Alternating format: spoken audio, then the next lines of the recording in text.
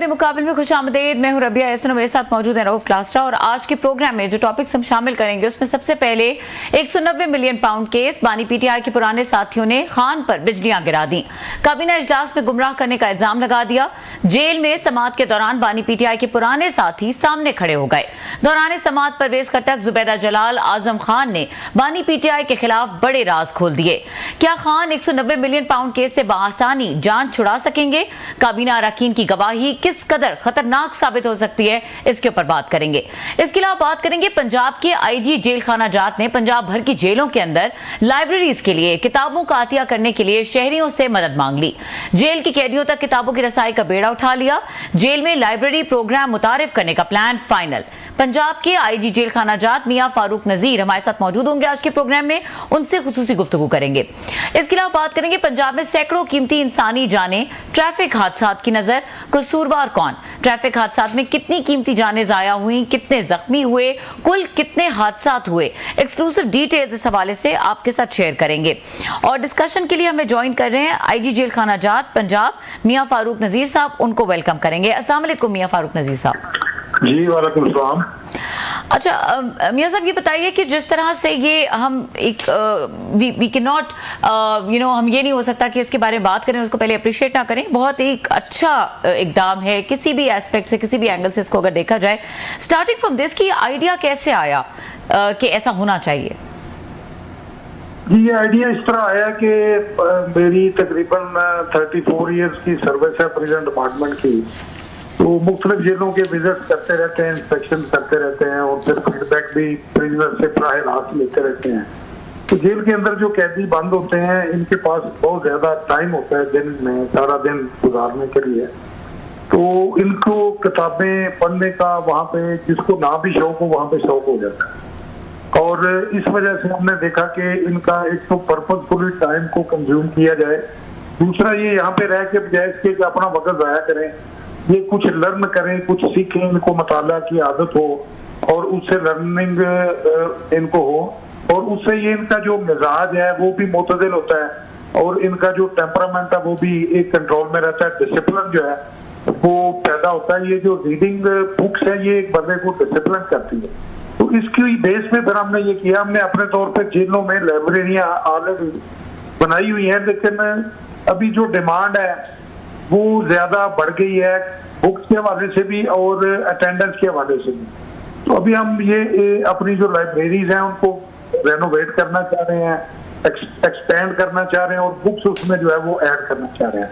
और ये मैं आपको बता दूं कि जेलों के अंदर जो है पुराने पाक और जो किताबें हैं ये बाहर की सोसाइटी से भी बहुत ज्यादा पढ़ी जाती है।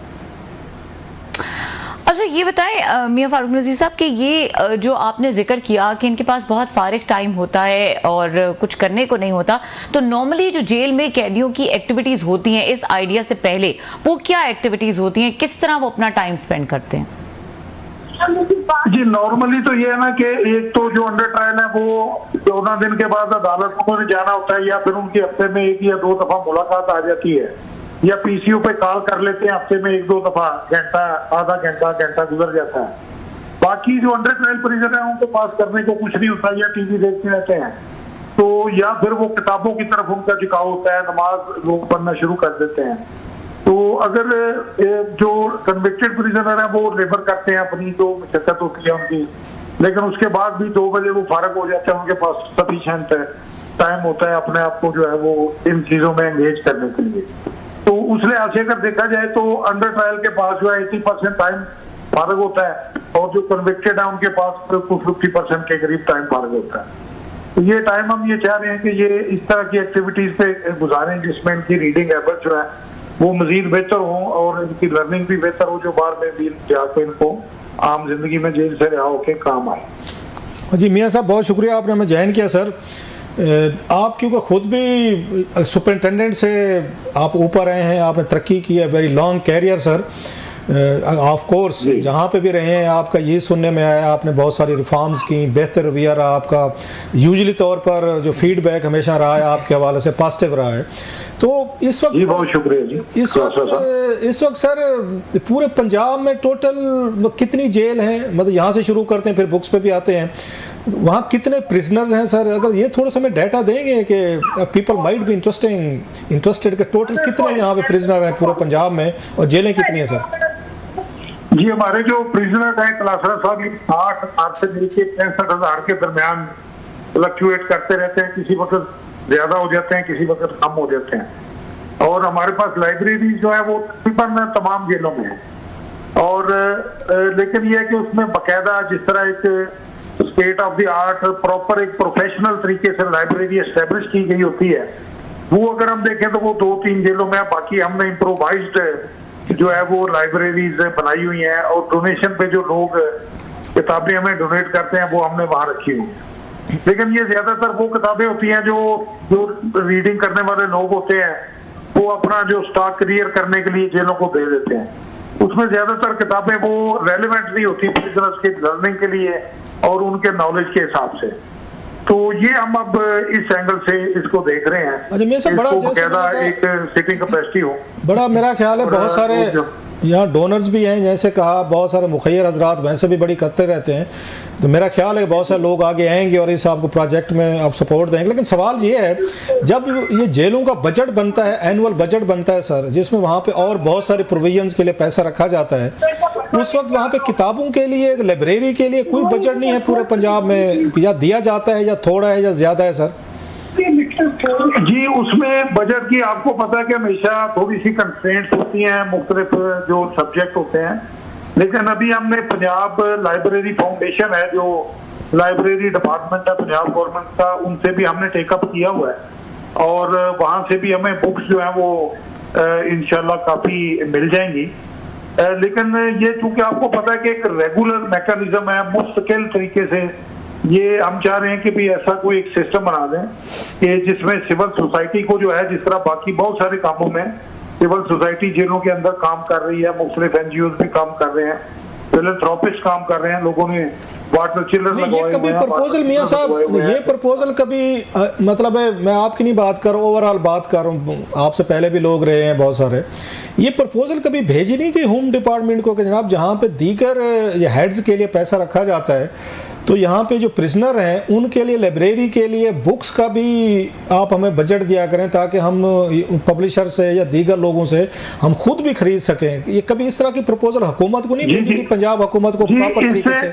जी, इससे पहले नहीं ये इवेंट हुआ, लेकिन अभी जो ये रिसेंटली हमारी मीटिंग हुई थी चीफ मिनिस्टर साहबा के साथ और होम सेक्रेटरी साहब भी थे जी, तो वहाँ पे ये डिसाइड हुआ कि जो लाइब्रेरीज है, क्योंकि आपको पता है कि मौजूदा हुकूमत के जो लीडरान हैं उन्होंने भी जेलों में कुछ वक्त गुजारा हुआ है, तो ये प्रपोजल भी इसी हवाले से ज्यादा शिद्दत से सामने आई है और हमने गवर्नमेंट को भी अब इस दफा लिखा है और हम जो रेलेवेंट इदारे हैं उनसे कोऑर्डिनेशन में भी हैं। तो मरियम नवाज साहब से आपकी मुलाकात आप बता रहे हुई, तो जब आपने ये टेकअप किया उनके साथ तो क्या रिस्पांस था उनका, अगर किताबों के बजट के हवाले से कुछ उन्होंने आपको? जी बिल्कुल, उन्होंने कहा जी कि हर किस्म के रिसोर्सेज हम देंगे और हमने इसको मूव भी कर दिया। लेकिन आपको पता है कि गवर्नमेंट की तरफ से जो फंडिंग का एक प्रोसीजर है उसके लिए थोड़ा टाइम लगता है, प्रॉपर इसके लिए एस्टिमेशन करनी पड़ती है, उसमें बुक्स की सिलेक्शन है, फाइनेंस डिपार्टमेंट की अप्रूवल होती है, बजट एलोकेट होता है। तो इसके अलावा हमने तमाम जेलों की कंस्ट्रक्शन के हवाले से भी केस को टेकअप किया है, जो लाइब्रेरीज है उसके हवाले से एक प्रोसेस में चीजें। लेकिन हम ये चाह रहे हैं कि सिविल सोसाइटी भी इसमें जो है ना वो सर उसका लाजमी रोल होना चाहिए, क्योंकि ये बहुत एक ऐसी चीज है जिसमें जो बुक फ्रेंडली टाइप की पर्सनैलिटीज हैं उनको सामने आना चाहिए। नहीं मतलब पंजाब लेवल पे एक जो है ना जी वो जो है ना रीडर्स सोसाइटी बनाने भी जा रहे हैं। आप उसमें आपको भी मैंने रिक्वेस्ट भेजी हुई है कि हम एक रीडर सोसाइटी बनाएं जिसमें बड़े बड़े मशहूर और जो लीडिंग लोग हैं जिनके रीडिंग के हवाले से बहुत खिदमात हैं बुक्स के हवाले से, उनको हम एक ओवरसाइट कमेटी में शामिल करें और फिर उनकी जो गाइडेंस है उसके मुताबिक उसको लेके आगे चलें। सर ये तजवीज़ भी कोई आप भेजेंगे कोई पंजाब हुकूमत को, या इवन मुखैर हजरात अगर सामने आते हैं कि हर उस जेल के साथ एक लाइब्रेरी भी होनी चाहिए, जहाँ पे बैरक्स बनाते हैं तो एक बड़ी बैरक को एक लाइब्रेरी की शक्ल भी दी जा सकती है जहाँ पे ये लोग बैठे। कोई इस तरह की कोई आपकी प्रपोजल भी आपने कोई भेजी है कि हर कोई जेल में हो? क्योंकि मैं देख रहा था जो पिक्चर्स हैं लाइब्रेरी की बड़े इंतहाई महदूद और छोटी हैं, इतनी बड़ी नहीं है इतनी बड़ी कि वो कैटर कर सके।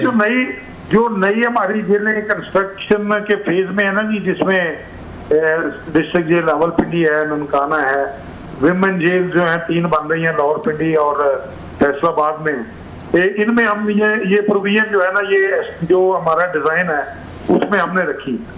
वैसे अच्छा, इफ आई में ऐड इन एक छोटा सा पॉइंट है और बल्कि सजेशन है मियां साहब के, एक बहुत अच्छा ये स्टेप है जो आप लोग लेने जा रहे हैं। दुनिया भर में एक कॉन्सेप्ट और भी है ह्यूमन लाइब्रेरी का, और ये जो कैदी होते हैं अगर इनकी साइकोलॉजी के हवाले से देखें तो ठीक है, इनके लिए पढ़ना तो बहुत ही एक अच्छी यूजफुल हॉबी है कि इनकी मॉरल्स और इनकी जो डिफरेंट वैल्यूज हैं उसके ऊपर भी काम हो जाए, लेकिन ह्यूमन लाइब्रेरी, इतने हमारे मोटिवेशनल स्पीकर्स हैं, जेल की जो इंतजामिया है अगर इस तरह का कोई स्टेप ले के उनसे बात करें और उनको कहें कि वो 1 या 2 घंटा अगर इनको मेंटोरिंग लेक्चर्स दें तो वो भी इनके लिए बहुत यूजफुल हो सकते हैं, और जब ये जेल से बाहर निकलेंगे तो इनकी शख्सियत में एक तब्दीली देखने को मिलेगी।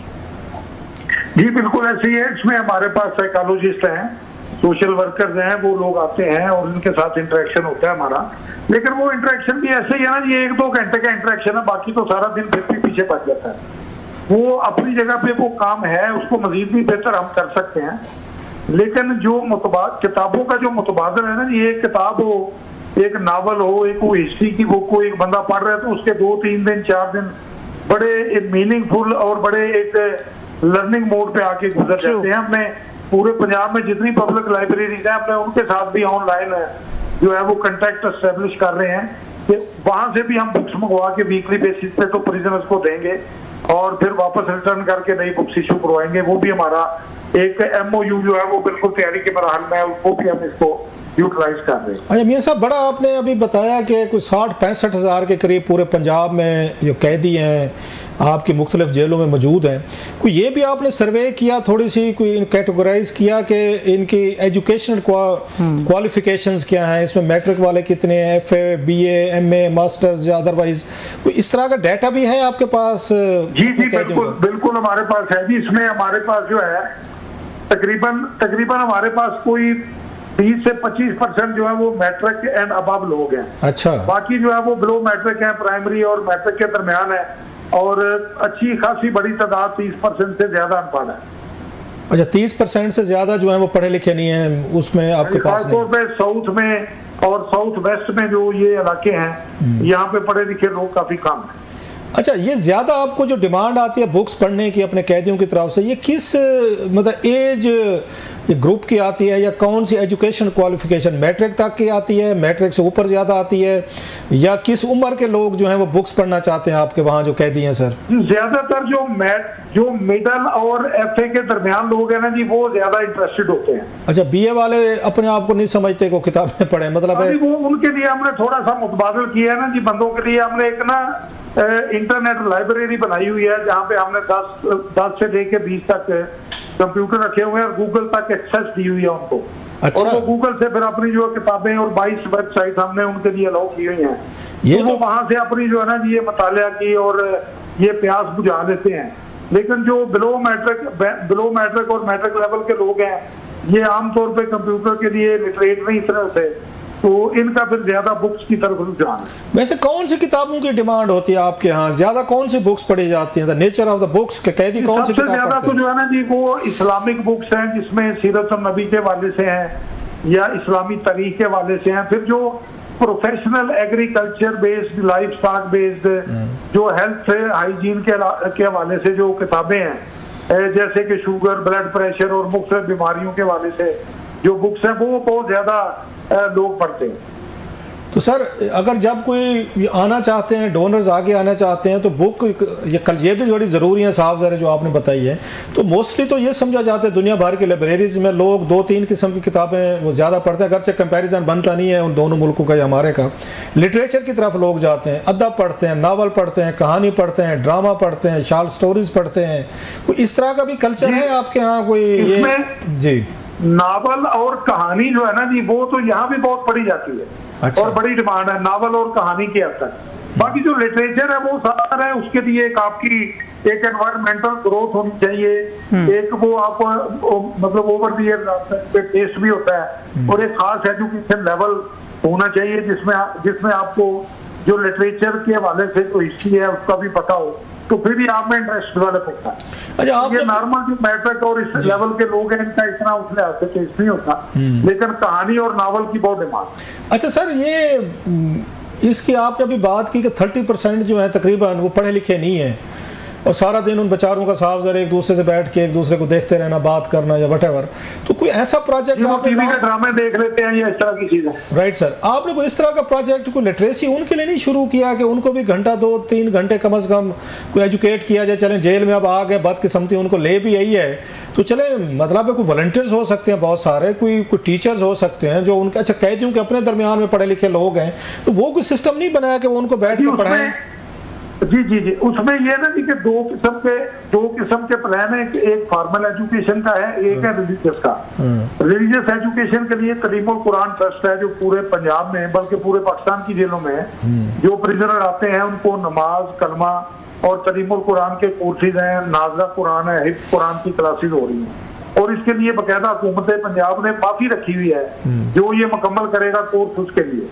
और इसी तरह फॉर्मल एजुकेशन के लिए हमारे बाकायदा पब्लिक सर्विस कमीशन से भर्ती होकर टीचर आते हैं जो कि बच्चे या कोई जो कैदी बाहर पढ़ते हुए आते हैं उनकी तालीम को वहां से कंटिन्यू कराते हैं और जो बिल्कुल अनपढ़ होते हैं वो लिटरेसी डिपार्टमेंट के साथ हमारा एग्रीमेंट है, वो उनको बेसिक्स जो है ना जी वो पढ़ना लिखना जो है ना लिटरेट बनाने के लिए कि वो अखबार वगैरह या कोई चीज पढ़ सके इस तरह की और कुछ छोटी मोटी तहरीर भी कर सके, उस हवाले से जो है ना वो डिपेंड करता है कि उनका अर्सा जो जेल में कितना अर्सा वो क्या करते हैं।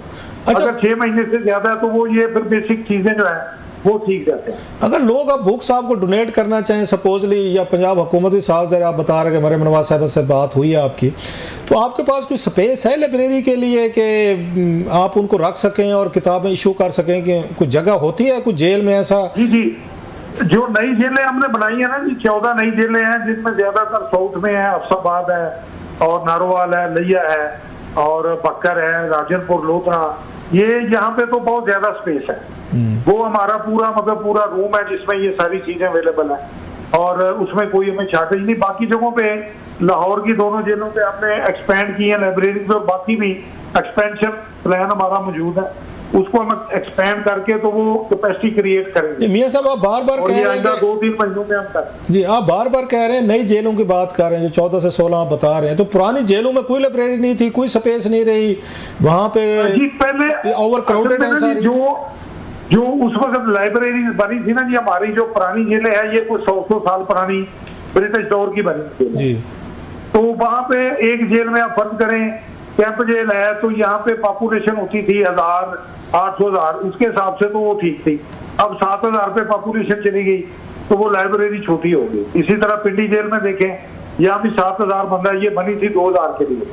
2000 के लिए हमारे पास बेहतरीन लाइब्रेरी मौजूद है, लेकिन 7000 को वो केटर फॉर नहीं करती, तो इसलिए फिर हमें एक्सपेंशन पुरानी जेलों में करनी पड़ती। अच्छा, कभी आपको इन कैदियों में से जो बता रहे हैं matric, FA, BA and onward, तो कभी किसी ने कोई डिमांड की जी मैं कोई किताब लिखना चाहता हूँ, मैं कोई अपने मेमोर्स लिखना चाहता हूँ, कोई कहानी लिखना चाहता हूँ, लिहाजा मुझे कागज कलम कोई फैसिलिटेट के? Did anyone ever ask? जी, वो लिखते रहते हैं, उनके पास कागज, पेंसिल और इस तरह का रीडिंग एंड राइटिंग मटेरियल जो है वो मौजूद होता है, उसके लिए इजाजत लेने की जरूरत नहीं होती। अच्छा, अपने तौर पे अपना ये शौक पूरा करते रहते हैं। अच्छा, कोई इस तरह का प्रोजेक्ट? कई लोग ऐसे हैं जो रेगुलर आपके अखबारों में कॉलम लिखते रहते हैं। अच्छा, और वो जेल में से उन्होंने ये सारा काम शुरू किया। अच्छा, जबरदस्त, दैट्स अ वेरी मतलब न्यू थिंग फॉर मी। मैं नाम नहीं लेना चाह रहा, लेकिन मैं बाद में आपको नाम पूछता। अच्छा सर जी, फिर आप ये बात कह रहे हैं वो कॉलम लिखते हैं, जब यहाँ पे इतनी सारी चीजें आप कर रहे हैं तो कभी ये नहीं है कि आपको जेल खाना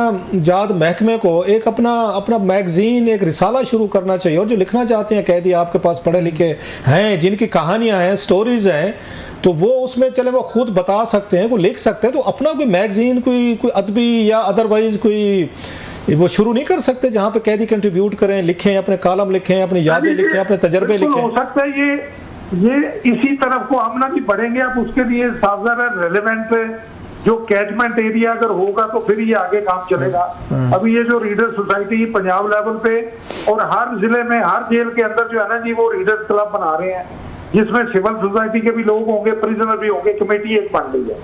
तो ये वहां से फिर हम जो है जब इस लेवल पे थोड़ा सा आगे बढ़ेंगे तो फिर इस तरफ लाजमी बात है कि हमारी कैपेसिटी डेवलप होगी तो फिर हम ये काम कर सकें। अच्छा, बहुत सारे पब्लिशर्स हैं यहाँ पे, मैं भी खैर ज़ाती तौर पर जानता हूँ, मैं भी बात करूँगा उनसे इन इश्यूज़ पे, खुद भी हम इसमें अपना हिस्सा डालेंगे, डोनेट करेंगे डेफिनेटली तौर पर। सर, आपने पब्लिशर से भी कोई राब्ते किए कि उनके पास बुक्स वो छापते हैं कि वो कुछ ना कुछ इस सोसाइटी के लिए, इन अनफॉर्चुनेट लोग जो हैं इनके लिए वो कोई नावल, कहानियाँ, बुक्स जो हैं वो डोनेट करें? कोई राब्ते का है आपका प्लान? और मुझे लगता है कि देंगे रिस्पॉन्स है, बल्कि हमने ना इसके लिए एक अपना प्रिंटिंग प्रेस जो है ना जी, वो सेंट्रल जेल फैसलाबाद में हमने लगवाया है। अच्छा, जिसमें हम सारी अपनी स्टेशनरी भी प्रिंट करेंगे, और अगर इस तरह का कोई हमें मसवदा या इस तरह की कोई चीजें मिलती हैं जो प्रिंट होने वाली हुई, तो वो हम प्रिंट भी वहाँ पे अपनी खुद करके किताबें बना भी सकते हैं।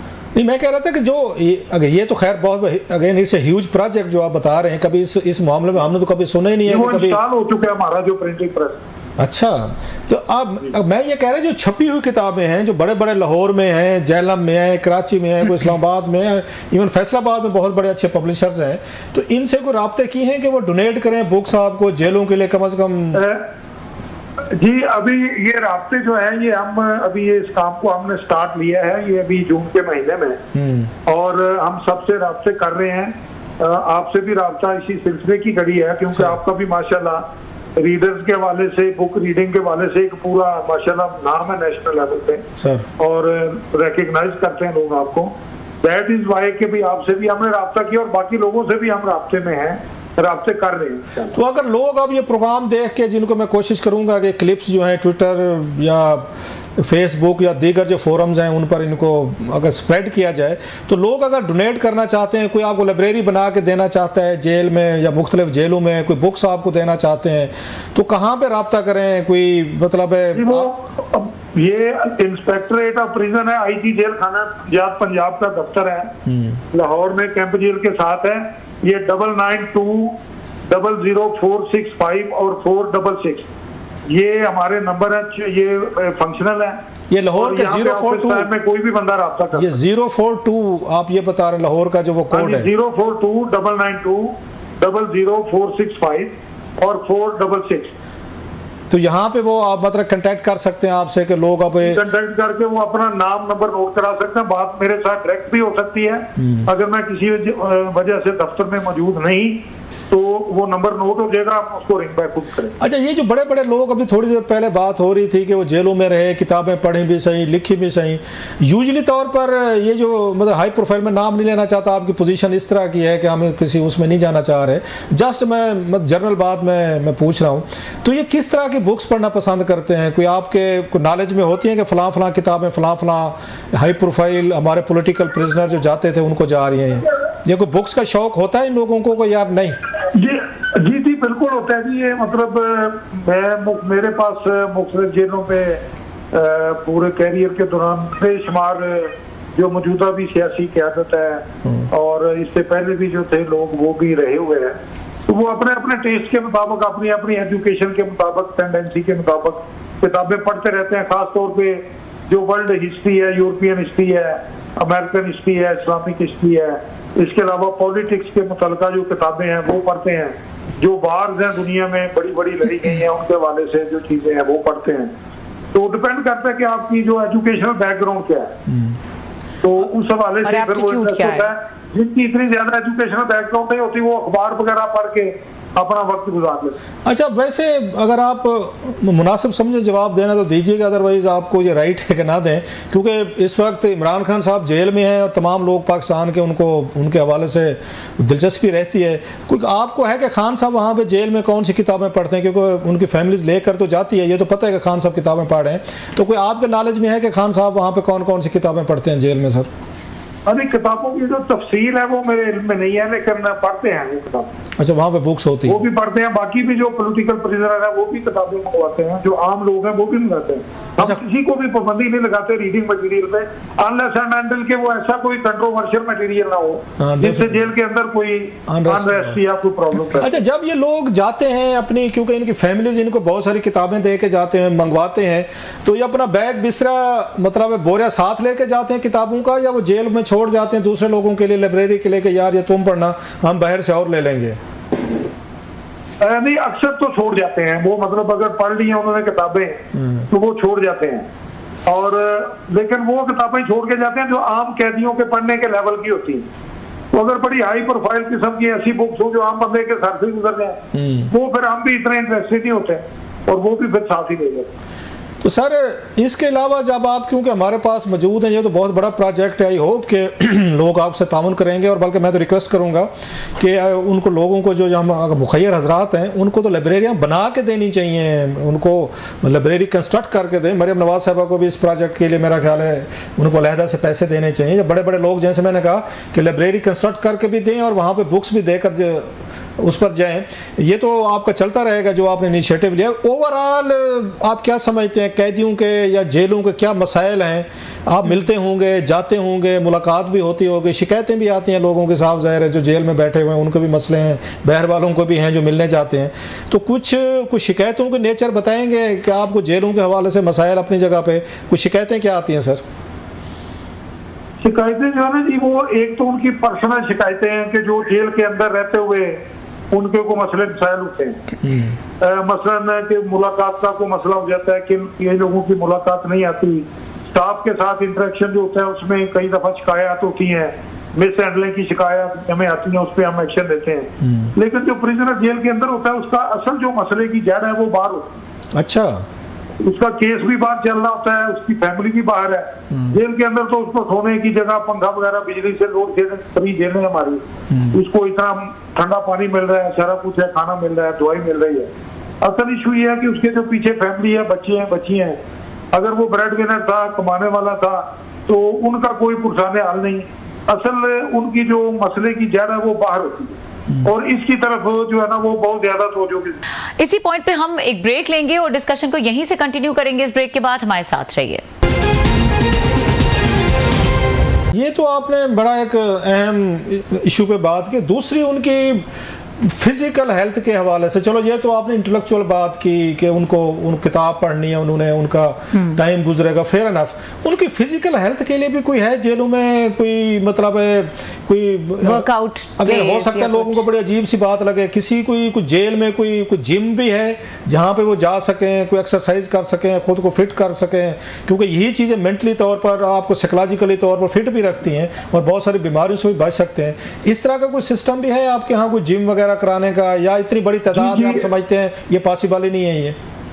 ये जी बिल्कुल, ये ऐसे है कि ये हमने जो 2022 में अब्दुल शबाज साहब जब वज़ीर-ए-आला आए थे तो उस वक्त ये काम शुरू हुआ था, और जो मौजूदा अभी गवर्नमेंट आई है हमने 9 जेलों पे जो है ना जी ओपन एयर जिम जो है वो बनाए हैं स्पोर्ट्स बोर्ड के साथ मिलकर। अच्छा, यहाँ पे ओपन एयर जिम मौजूद है 9 जेलों पे, और ये फेज 1 में 9 जेलों में बने। अभी ये 4 फेजेज में मुकम्मल होंगे और अभी ये सिलसिला जारी है। ये मुकम्मल होने में कम से कम इसको जो है ये अभी और 2 साल लगेंगे। गवर्नमेंट लेवल पे हम बना रहे हैं।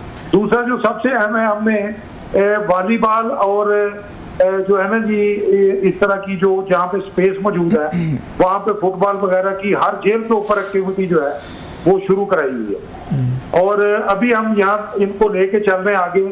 यहाँ पे हम इंट्रा प्रिजन जो है ना जी वो टूर्नामेंट इसका जो है ना वो मुनक्कद करा रहे हैं। ये बारिशों के बाद हमने ये टाइम रखा हुआ है, तो ताकि लोगों को फिजिकली एक एग्जर्ट करने का भी मौका मिले और दूसरा उनका टाइम भी अच्छा गुजरे और वो फिजिकली फिट भी। अच्छा, कोई हुनर सिखाने का भी है जो जेल से कहा जाता है कि अमूमी तौर पर हमारे यहाँ है कि जो जेल में जाता है वो वहाँ से रिफॉर्म होकर वो नहीं निकलता, वो बेहतर होकर नहीं निकलता, वो मज़ीद, क्योंकि एक तो सोसाइटी उसको एक्सेप्ट नहीं करती। जब वापस आता है कि एक आप लेबल लग जाता है, धब्बा लगा हुआ आता है आप पे, कोई उसको नौकरी नहीं देता, कोई अपने पास नहीं रखता, या और बहुत सारे इश्यूज़ होते हैं, और जेल में वही कहते हैं कि वो मज़ीद वो बिगड़ कर आता है। तो आपके यहाँ कोई इस तरह की चीज़ें हैं, कोई हुनर सिखाने की कि वो बाहर निकले, थोड़ा सा रिफॉर्म हो के अपना आए अगर इसमें सोसाइटी में वापस, तो खुद मजदूरी कर सके, काम कर सके? तो इस तरह के प्रोजेक्ट्स भी हैं आपके यहाँ वहाँ?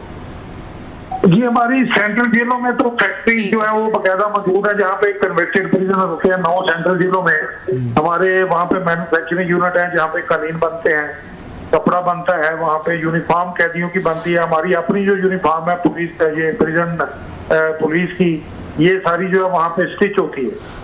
और इसके अलावा फर्नीचर होता है, ये स्कूलों के जो होते हैं बेंचेस और डेस्क वगैरह हमारे अपनी जेल के जो जेलों में फर्नीचर इस्तेमाल होता है, ये भी जेलों में हम बनाते हैं। तो असल में इशू आ रहा था डिस्ट्रिक्ट जेलों पे जहाँ पे मैन्युफैक्चरिंग यूनिट नहीं थे, तो उसमें अभी हमने काम शुरू किया डिस्ट्रिक्ट जेल सियालकोट में। आपने फुटबॉल बनाने का और ग्लव्स बनाने के यूनिट लगाए हैं और वहाँ पे कैदी फुटबॉल और ग्लव्स बना रहे हैं। इसी तरह हमारे जो बाकी टफ टाइल मेकिंग हम शुरू कर रहे हैं तमाम जेलों में, तो वो टफ टाइल की जो मशीनरी हम लगा रहे हैं ताकि वहाँ पे कैदी जो है टफ टाइल मेकिंग को सीखे भी और बाहर जाके फिर अपना वो रोजगार भी कमा सकते। अच्छा मियां साहब, आपने बड़ी अहम चीजें बताई हैं कि इतना सारा कुछ वो काम करते हैं, लेबर करते हैं, इसके पैसे भी देते हैं उनको? जब आप मतलब बाहर वो सामान जाता है, बिकता है, उसके पैसे आते हैं, वो जेल वाले मतलब महकमा जेल खुद हुकूमत के उसमें डिपॉजिट में डाल देता है, जी आपको रोटी पानी दे रहे हैं, खाना दे रहे हैं, तो उसका खर्चा है, या उनको लेबर की उनको पैसे भी मिलते हैं, उनके अकाउंट में जाता है ये पैसा? या जी पहले तो ये था कि असल में जुडिशियल ऑर्डर के तहत उनकी कैद होती है बामशक्कत। अच्छा। पहले तो ऐसा सिस्टम नहीं था, लेकिन सियालकोट में हमने यही काम शुरू किया है। ये हमने लीज पे दिया सिस्टम, और कैदी को हर रोज जो है ये अगर ये 100 ग्लव्स बनाता है तो इसको 600 रुपया मशक्कत मिलती है, और इसी तरह फुटबॉल की 150 रुपया उसकी जो लेबर है वो मिलती है। और ये जो अभी हम टाइलें बना रहे हैं, टाइलों का भी यही होगा कि जो टाइलों का प्रॉफिट आएगा उसमें से हम कैदी को 25 से लेकर 50% तक शेप जो है वो प्रपोजल गवर्नमेंट को, इसकी प्रपोजल हमने भिजवाई। नहीं मियां साहब, ये तो हम इसको इस तरफ को लेके आ रहे हैं। अभी एक लाहौर में फर्नीचर की हमने वर्कशॉप एस्टेब्लिश की है, जिसमें एक कैदी को जो हुनरमंद है फर्नीचर में वो 1000 रुपया, और जो ट्रेनी है उसको 500 रुपया डेली जो है वो 500 मिलेगा। ये तो हम इस तरफ को स्विच ओवर कर रहे हैं। ये तो बड़ी अच्छी आपने बात बताई, हम सो करें, लेकिन मुझे दुख हो रहा है कि अगर उन बेचारों ने इतनी सारी मेहनत की है, फर्नीचर बनाए हैं, टाइलें बनाई हैं, दीगर वो सारा दिन काम करते हैं और बदले में सिर्फ उनको 2 टाइम की रोटी मिल जाती है और रात को सोने के लिए पंखा या एक चारपाई मिल जाएगी। ये तो ज्यादती है हुकूमत पाकिस्तान की, मैं आपकी नहीं बात कर रहा, ओवरऑल पॉलिसी मेकर्स की। वो मेहनत कर रहे हैं, उनको पैसे नहीं दे रहे, तो लाभ बदलवाएगा सर मियां साहब। ये कैद इन्होंने बामशक्कत गुजारनी है, इन्होंने लेबर करनी है, तो चलो लेबर करे, तो कुछ हिस्सा तो मामले का जिक्र नहीं था। अभी इसमें अमेंडमेंट जो है ना वो हो रही है। आपने बड़ी अच्छी बात की थी कि उनके बीवी हैं, बच्चे हैं, फैमिलीज हैं पीछे जिनके कमाने वाला कोई नहीं था, और अगर जेल में बैठ के वो मजदूरी कर रहे हैं, पैसे कमा रहे हैं, तो उनकी फैमिलीज को कम से कम वो पैसा जा सकता है। ये तो मेरा ख्याल है कि ला भी है तो गलत ला है सर। इन्हीं लाइनों पे जो है ना कि अब चीजें आगे बढ़ रही, तो ये सारा आप मियां साहब एक प्रपोजल जो है उनको चीफ मिनिस्टर साहबा को दोबारा भेजें। लॉ में चेंजेस हो सकती हैं सर, और बहुत सारे लॉज इस मुल्क में चेंज हो गए हैं, तो ये तो चेंज होने चाहिए। लॉ जो है ये चेंज हो रहा है जी, इस पर अमल दरामद हमने शुरू कर भी दिया हुआ है, लेकिन हमने इसकी लॉ की रूल्स में जो अमेंडमेंट है वो भी प्रपोज की है। तो आपने क्या प्रपोज किया सर इसके लिए चेंजेस के? हमने ये कहा है कि इनमें जो लोग प्रोडक्शन होती है हमारी कालीनों की या जो भी हम काम करते हैं, जब हम प्राइवेट मार्केट में उसको सेल करते हैं तो उसमें जो प्रॉफिट आता है ना जी, उसमें से कम से कम 50% जो शेयर है वो प्रिजनर को देना चाहिए। बिल्कुल जाना चाहिए, और उनकी फैमिलीज को ये पैसा वो भेज सकते हैं ताकि उनके पीछे बीवी बच्चे हैं, उनके मसले मसाइल हैं, पेरेंट्स हैं, उनको कर सकते हैं। ये तो बड़ा मतलब है, मेरा ख्याल है इस पे जज साहबान को भी सोचना चाहिए था, हुकूमत को भी सोचना चाहिए। और ये जो है ना इसमें जो हमारे होम सेक्रेटरी हैं नूरुल अमीन महंगल साहब हैं, उन्होंने एग्री किया हुआ है, और ये प्रपोजल जो है ये लॉ डिपार्टमेंट को हम भेज रहे हैं for approval of the chief minister. ये सारे पूरे पंजाब के लिए होगा ये पूरे पंजाब जहाँ जहाँ पे काम हो रहा है, फैक्ट्रीज हैं या जो भी वो काम कर रहे हैं, उस पे उनको पैसे दिए जाएंगे, मतलब 50% बिल्कुल मतलब फेयर है, जो प्रॉफिट में से होना तो चाहिए था वैसे कि उनको ज्यादा मिलने चाहिए, लेकिन फिर भी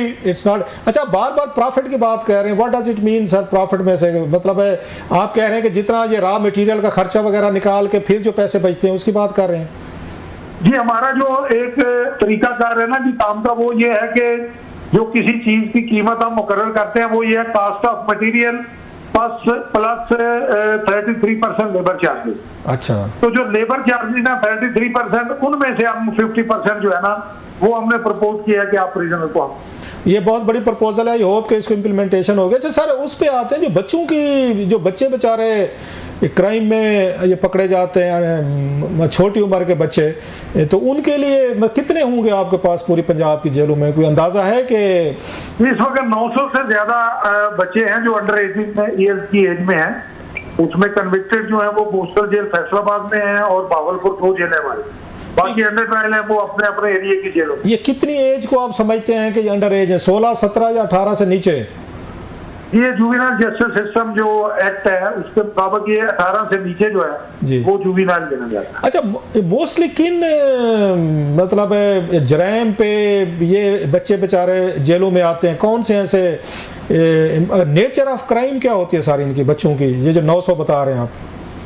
जी, इसमें ज्यादातर जो बच्चे हैं ना जी वो कोई मतलब आजकल जिस तरह डिपेंड करता है कि उनकी बैकग्राउंड क्या है, वो मनशियात में भी आते हैं बच्चे, ज्यादातर कत्ल के केसों में भी आ जाते हैं, क्योंकि जो हमारा ये बच्चों का कानून है उसमें उनको सजाए मौत नहीं होती।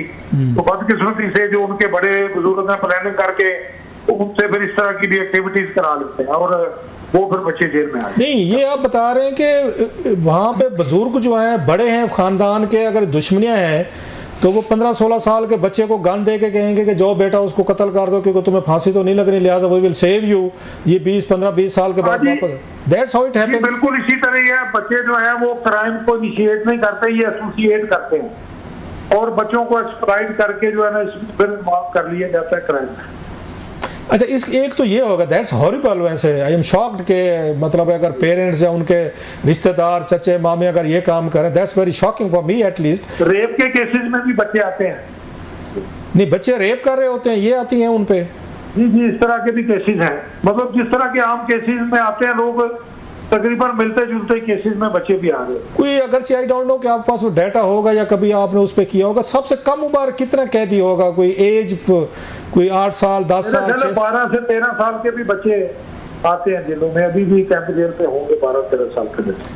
अच्छा, इस खुदा ना खास्ता कोई इससे छोटी उसमें नहीं आते? क्योंकि आई कांट से कि बच्चा बेचारा इस एज में तो नहीं होता कि वो कई होते हैं, लेकिन बात ये होता है कि जो कोर्ट है वो बड़ी इस मामले में भी सिंपैथेटिक होती हैं। तो ये बच्चों के हवाले से जो कानून है बेल का वो जरा जो अडल्ट है उनसे डिफरेंट है जुवेनाइल जस्टिस सिस्टम एक्ट के तहत, तो वो इनकी बेल्स भी जो है ना बड़ी फ्रीक्वेंटली और बड़ी लिबरली हो जाती। अच्छा, वो मैंने साइड पे आज, अच्छा इन बच्चों को पढ़ाने के लिए और हुनर के लिए भी है आपके पास कि इनको पढ़ाएं भी? हमारे टैप्टा के साथ एग्रीमेंट है ना, हम इनको इलेक्ट्रिकल वायरिंग सिखाते हैं, वो कारपेंटरी सिखाते हैं, टेलरिंग सिखाते हैं, वेल्डिंग के कोर्सेज हैं, कंप्यूटर कोर्सेज हैं, ये बकायदा सर्टिफाइड कोर्सेज हैं जो 6-6 महीने के। टैप्टा के साथ हमारा एग्रीमेंट है, टैप्टा की पूरी यहाँ पे पूरा सेटअप है जेलों पे बच्चों की, वहाँ प्रिंसिपल है, वहाँ पे उनके इंस्ट्रक्टर है, वो पूरा एक रेगुलर मैकेनिज्म और board of technical education in बच्चों के एग्जाम लेता है, बल्कि बड़ों की क्लासेस भी हैं और फिर इनको वो सर्टिफिकेट देते हैं। अच्छा, कोई इनका ये जो आप इनका बता रहे हैं बच्चों का, कोई वापस भी आते हैं, जमानतें हो जाएं, केसेस खत्म हो जाएं, फिर दोबारा क्राइम भी करते हैं और दोबारा जेल में आते हैं? इस तरह का डाटा है आपके पास? जी कलासर साहब, मैं ये इस मौके पर बड़ा क्लियर करना एक चीज चाहता हूँ। अक्सर ये बड़ा रॉन्ग इंप्रेशन है कि लोग जेलों में जाके बिगड़ जाते हैं और बड़े बदमाश बन के आते हैं। हमारे जो फिगर है, अब आजकल हमारे पास डिजिटलाइज्ड डाटा है, सारा कंप्यूटराइज्ड है, हमारे रिकॉर्ड के मुताबिक 5% लोग भी दोबारा रिपीट नहीं होते। अच्छा, इससे ह्यूज जेल में रह। अच्छा, और बच्चों में तो ये रेशो 1% से भी कम है। अच्छा, मतलब है ये, इसका मतलब 95%। और जो रिपीट भी होते हैं ये ज्यादातर मनशियात के केसेस वाले रिपीट होते हैं। आम जो लोग 302 वाले या इस तरह के केसेस वाले हैं वो रिपीट नहीं होते। चोरी वाले रिपीट होते हैं, मनशियात और डकैती वाले, ये 3 कैटेगरी है। अच्छा, ये वापस आते हैं होती है और इनकी रेशो 5% से ज्यादा नहीं। राइट। अच्छा सर, ये थोड़ा कमिंग टू द इन पे वोमेन के हवाले से, वो जो बेचारी औरतें जाती हैं सम टाइम, उनके बच्चे भी, छोटे बच्चे साथ होते हैं, माँ से जुदा नहीं रह सकते, वो कितनी तादाद होगी इस तरह की खवातीन की जेलों में सर, जिनके साथ बच्चे? 126 बच्चे भी इस वक्त माओ के साथ हमारे पास जेलों में। 126 पंजाब में 126। अच्छा। और उनके लिए हमने एक नर्सरियां बनाई हुई हैं, टीचर रखी हुई हैं, वो उनको पढ़ाती हैं। उसके बाद 5 साल तक अगर बच्चा फिर भी जेल में रहे तो फिर बाहर हम SOS में या चाइल्ड प्रोटेक्शन में उनको भेज देते हैं ताकि उनकी तालीम का हर्ज ना हो। अच्छा, दूसरा खवातीन के हवाले से कितनी खवातीन जेलों में है इस वक्त सर पूरे पंजाब में आपके पास? इस वक्त कोई 1200 साढ़े 1200 के करीब खवातीन है हमारे पास। तो इन पे क्या इल्जामात होते हैं? नेचर ऑफ एलिगेशन क्या होते हैं सर ये जो इस खवातीन? ज्यादातर ड्रग ट्रैफिकिंग में है आजकल जो हमारे पास ज्यादा फिगर आ रहा है। ड्रग ट्रैफिकिंग, मर्डर में भी है और मुख्तलिफ जो इस तरह के केसेस हैं, ज्यादातर ड्रग ट्रैफिकिंग। ये कहाँ से मतलब हो, ये उनको कैरियर के तौर पर इस्तेमाल किया जाता है इनोसेंटली और वाकई दे आर विलिंग? जी जी जी कैरियर के तौर पे ना देखें, अगर एक खातून है, उसके 2-3 बच्चे हैं, खामद उसका बेरोजगार है या करता कुछ नहीं या नशेई है, तो उसने फिर उन बच्चों को सरवाइव करने के लिए सोसाइटी में वो किसी भी हद तक जा सकती है, और फिर ये इस तरह इस्तेमाल हो जाती है खवातीन और फिर पकड़ी जाती हैं। जो मास्टरमाइंड होते हैं उनका कोई पता नहीं होता, ये पकड़ के जेलों में आ जाती हैं। उनको 4-5 हज़ार रुपए का लालच होता है एक फेरे का, और उसके बाद ये सारी उम्र जेलों में पड़ी रहती हैं लाइफ। ये क्राइम इस तरह का कौन से एरियाज में ज्यादा हो रहा है सर? ये खवातीन रिलेटेड ड्रग ट्रैफिकिंग का पूरे पंजाब में कौन सा एरिया है? ये पूरे पंजाब में है जी, लेकिन जो सरहदी इलाकों की जेलें हैं वहाँ पे बहुत है, वहाँ पे ज्यादा है इसका सारा। अच्छा, ये खवातीन का आपने भी कहा कि उसमें ड्रग ट्रैफिकिंग है, कत्ल के कौन सी मतलब केसेस में, कोई फैमिली के या अदरवाइज? ज्यादातर अपने खामद कोई करके आती हैं किसी न किसी वजह से। जब मतलब देखने में ये आता है कि घरों के अंदर एक बंद चारदीवारी में बड़ा सप्रेस्ड माहौल होता है और बड़ा अजीबोगरीब प्रेशर होता है, तो जब बिल्कुल ही हर रास्ता बंद हो जाता है तो फिर खवातीन बाज़ ऐसा स्टेप ले लेती हैं कि जिसमें वो ये समझती हैं कि भी जिंदा इस तरह की जिंदगी से बेहतर है कि तो के लिए जेल भी जाना पड़ेगा। कितनी खवातीन होंगी जो इस तरह के कत्ल के चार्जेस में आई हैं सर, अंदाजा कोई? बहुत ज्यादा नहीं है, लेकिन फिर भी 30-40 लाख होगी। और ये खामिद है सारे इसमें ज्यादातर? हाँ जी, फैमिली मर्डर है।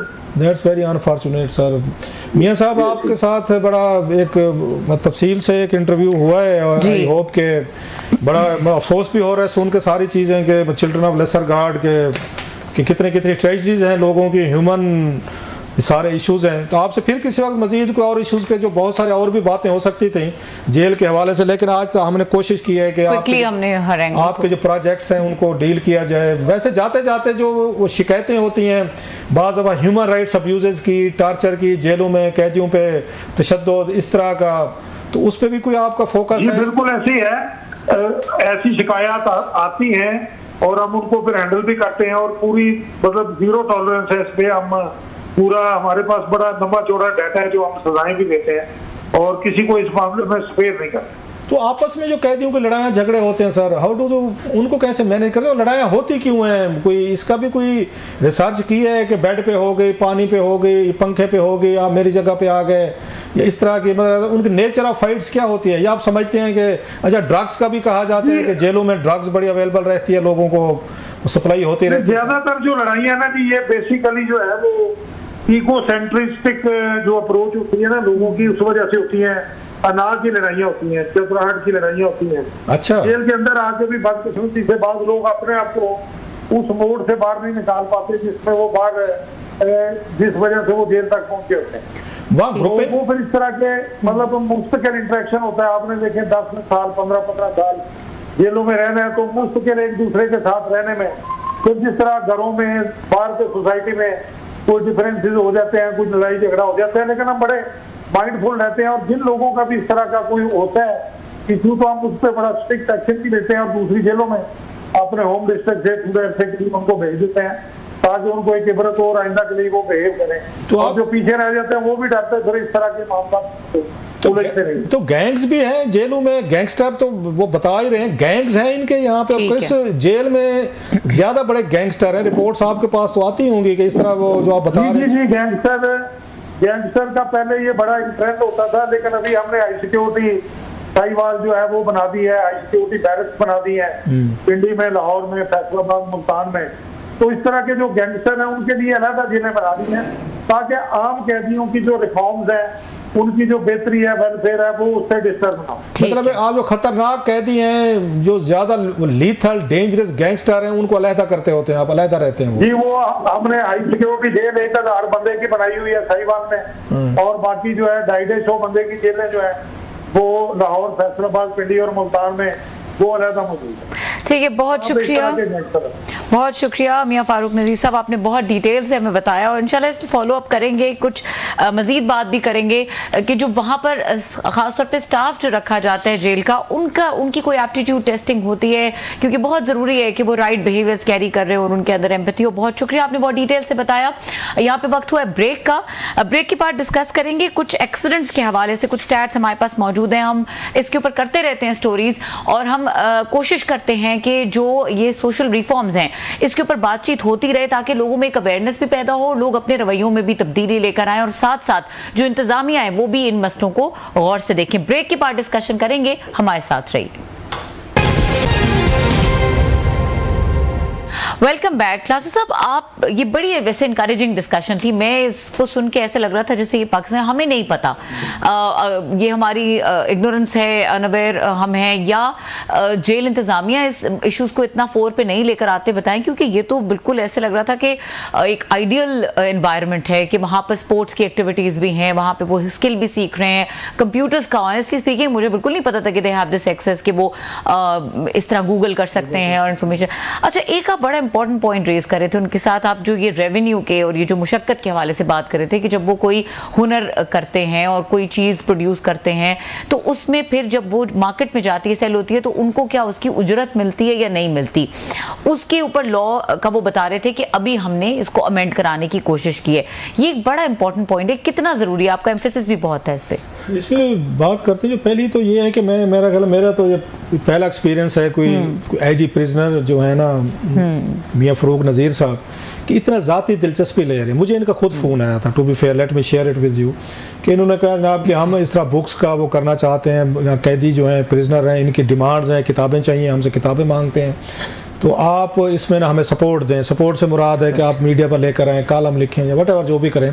तो मैंने फिर इनसे रिक्वेस्ट की मैं कि जब टीवी शो पे हैं और सारी चीज़ें खुद शेयर करें रादर देन मेरे बताने में और आपको बताने में फ़र्क है। So he was very kind. Otherwise आप देखेंगे कोई ऑफिशियल जो है वो कभी वो टीवी पे आके हमने उनसे सारे सवाल ऑलमोस्ट कर लिए, वो इतना रिस्क नहीं लेते होते। लेकिन ये मियाँ साहब की उनकी अपनी एक पर्सनल इन्वॉल्वमेंट के बगैर चीज़ें नहीं होती। जैसे कहते हैं there should be some political will, उसके बगैर नहीं कोई चीज़ एग्जीक्यूट हो। तो ऐसे ही होता है कि जब टॉप पे एक बॉस आए और वो आके थोड़ी सी विल दिखाए तो चीज़ें ठीक होना शुरू हो जाती हैं। तो आईजी प्रिजनर अगर इनमें दिलचस्पी रख रहे हैं कि मुझे ये चीज़ें करनी है, जो बता रहे थे कि मैंने लाइब्रेरीज बनानी है, किताबें देनी है सारी, तो चीज़ें आपको चलते नज़र आ रही हैं। आई होप के उसमें चीफ मिनिस्टर साहबा से मुलाकात जो हुई थी वो इसके लिए फ़ंड देंगे और उन्हें देने चाहिए कि एक एक उसमें लाइब्रेरी के लिए आपको वहाँ पे आपको पैसे देने चाहिए, लाइब्रेरीज बनानी चाहिए। और इतने सारे लोग हैं जो अच्छे कामों के लिए पैसा देना चाहते हैं। हमारे ओवरसीज़ पाकिस्तानी बड़े इंटरेस्टेड होते हैं, बहुत सारे मुझसे पूछ रहे होते हैं कि रोज़ सवाब बताएं हम कहाँ पे किसी को हेल्प करें, सपोर्ट करें। तो इससे बड़ा इनिशिएटिव कोई हो सकता है कि वो इनको सपोर्ट करें। आज के बाद मैं उनको यही रिकमेंड करूँगा, छोटी बड़ी जेलें जो हैं वहाँ पे बुक्स दें या कम से कम आप उनको लाइब्रेरी बनवा के दें। सो ये तो जिस तरह कहा जाता है कि बुक्स का शौक खत्म हो गया, रीडर खत्म हो गया, तो I think that's the best place to मतलब पढ़ना चाहते हैं लोग वहाँ पे। सो एक तो ये मियां फारूक नज़ीर साहब हैं, आई मस्ट अप्रिशिएट हिम, उन्होंने नहीं ज़्यादा लोग नौकरी करते हैं यार, और मेरा क्या है यार, मेरा तो कोई ठेका मैंने लिया है लोगों को पढ़ाने का, मेरी अपनी नौकरी है, मेरी अपनी डिफाइंड किस्म का जॉब है, मैं कर रहा हूँ। सो ये होता है कि एक्स्ट्रा माइल जाना, अपने कंफर्ट जोन से निकल के आप अपने कैदियों के लिए आप काम कर रहे हैं। सो मियां फारूक नज़ीर साहब जो मैं समझूंगा अपने कंफर्ट जोन से निकले हैं, काम करना चाह रहे हैं और ये उनको इसमें सपोर्ट देनी चाहिए। No coming to the second point, मैं कम अज कम इस मामले में I was a bit shocked कि मतलब सारा दिन एक तरफ अब ये बता रहे थे मियां फारूक नज़ीर साहब जो ट्रेजेडी बताई कि उन्होंने कहा जनाब कि जेल के अंदर बैठा हुआ बंदा तो मजे में है, उसको रोटी भी मिल रही है, उसको बिजली भी मिल रही है, दाल खाना पीना सब कुछ मिल रहा है, लेकिन जो बहर वो बच्चे छोड़ के आए, फैमिली छोड़ के आए, पेरेंट्स छोड़ के, चलो उसने जुर्म किया, गलत किया, सजा भुगत रहा है, उनकी लिविंग का वो कहते हैं कोई वो तो रूल के बेचारे ना, वो स्कूल गए ना, मजदूरी और फिर चाइल्ड लेबर आपकी बढ़ती है।